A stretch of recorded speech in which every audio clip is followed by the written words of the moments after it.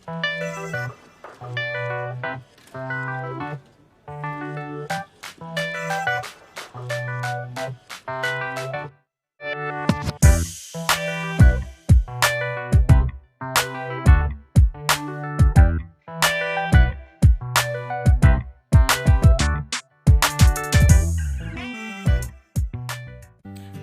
saya akan menjelaskan materi mengenai pasar uang.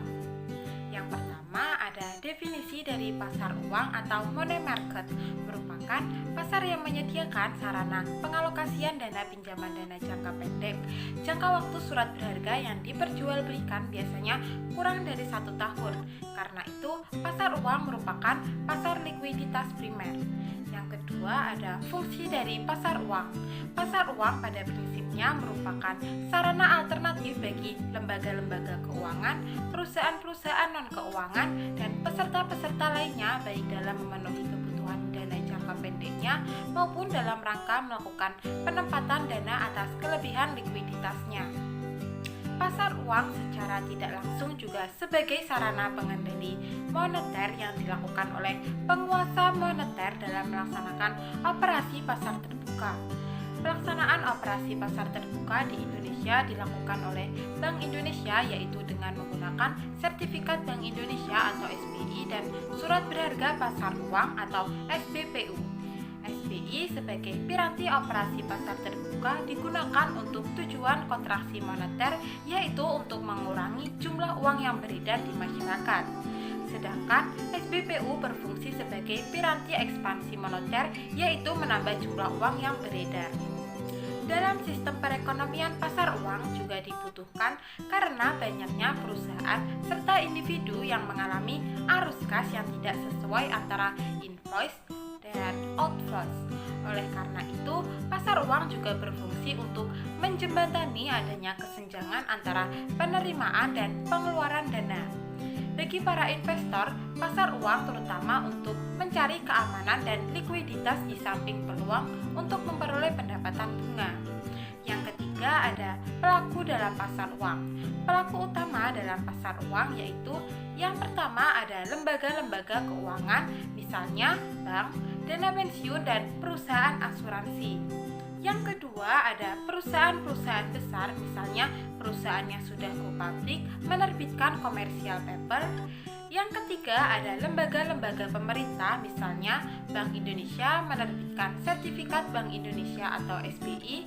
Dan yang terakhir keempat, individu-individu, misalnya rumah tangga membeli sertifikat Bank Indonesia. Produk pasar uang.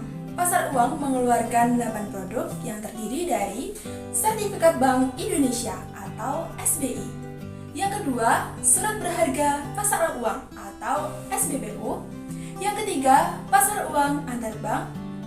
Yang keempat, sertifikat deposito yang terdiri dari 3 jenis deposito. Yang selanjutnya yaitu surat berharga komersial. Yang keenam, repurchase agreement.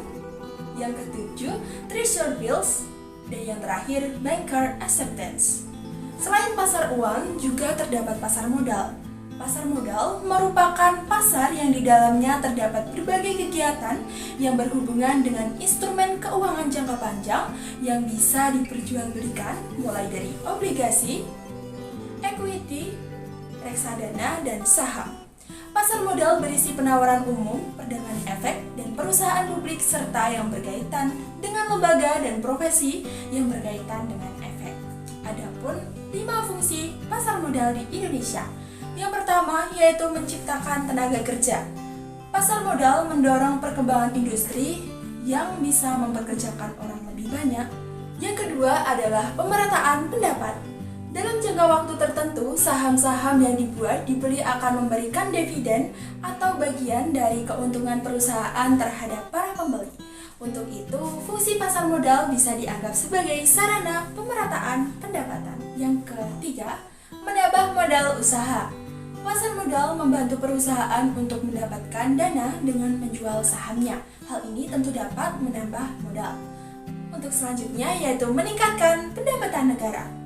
Dividen yang diberikan kepada para pemegang saham mengharuskan mereka untuk membayar pajak kepada pemerintah. hal ini memberikan pemasukan pendapatan untuk negara melalui pajak tersebut. Fungsi yang terakhir yaitu sebagai indikator perekonomian negara. Hal ini karena volume penjualan atau pembelian di pasar modal yang meningkat dapat memberikan indikasi bahwa kegiatan bisnis perusahaan dapat berjalan dengan baik. Hal ini tentu menjadi indikator perekonomian negara. Pelaku dalam pasar modal. Yang pertama ada emiten atau perusahaan yang akan melakukan penjualan surat-surat berharga atau melakukan emisi di bursa. Kedua ada investor atau pemilik dana yang akan membeli atau menanamkan modalnya di perusahaan yang melakukan emisi. Investor terdiri dari pemodal pribadi dan pemodal badan atau lembaga. Ketiga ada lembaga penunjang yang berfungsi sebagai pendukung bekerjanya pasar modal. Produk yang diperjualbelikan di pasar modal terdiri dari yang pertama saham. Saham merupakan surat berharga sebagai bukti kepemilikan atas sebuah perusahaan. Pemilik saham akan mendapatkan manfaat berupa dividen, capital gain, dan keuntungan non-finansial lainnya. Kedua ada reksadana, merupakan sertifikat yang menjelaskan bahwa pemiliknya menitipkan uang kepada pengelola reksadana atau manajer investasi untuk digunakan sebagai modal berinvestasi. Jenis reksadana terdiri dari reksadana pasar uang, reksadana pendapatan tetap, reksadana campuran, dan reksadana saham. Yang ketiga ada obligasi atau yang sering disebut dengan surat utang, merupakan suatu bukti pengakuan utang dari suatu perusahaan yang sering diistilahkan dengan bonds issuer. Lembaga yang terkait dalam pasar modal, yang pertama ada OJK atau Otoritas Jasa Keuangan, merupakan sebuah lembaga yang bersifat independen yang bertindak sebagai pembinaan, pengaturan, dan pengawasan atas kegiatan pasar modal. Yang kedua ada Bursa Efek, merupakan pihak yang menyediakan tempat dan sistem dalam menjalankan transaksi efek.